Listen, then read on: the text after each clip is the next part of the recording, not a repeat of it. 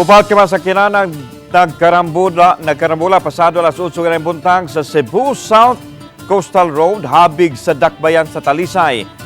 Fishport sa barangay San Roque, Dakbayan sa Talisay. Ang mga sakinan parihong padung sa Dakbayan sa Sugbo.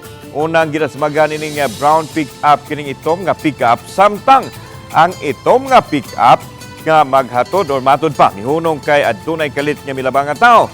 Midumbol usab sa brown nga pick-up kining puti nga light duty truck o mibangga usab sa mga truck kining silver nga van isulayan sa pagkuha sa habig ang matag driver nini apan nagdumili na sila sa pagluwat og pamahayag.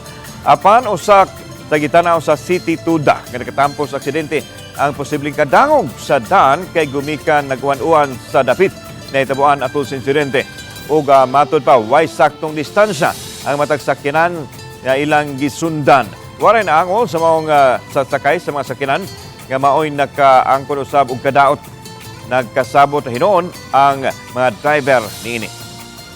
Dako kayog posibilidad, no? Dako kay posibilidad, and then kana sang waasad ta mag-follow sa proper distance unya human plus dangog pa ang daan tungod kay gauwan. So mo tinhitabo. Ato lang ipahinom ng kanunay sa atong mga motorista, ilabi na gid og kanunay ang pag-uwan. Maginahinay lagi ta sa pagmaneho tungod kay bisan pag unsa ka kondisyon ang ato ang brake, dunay posibilidad nga ma-slide ra gihapon ang imong ligid.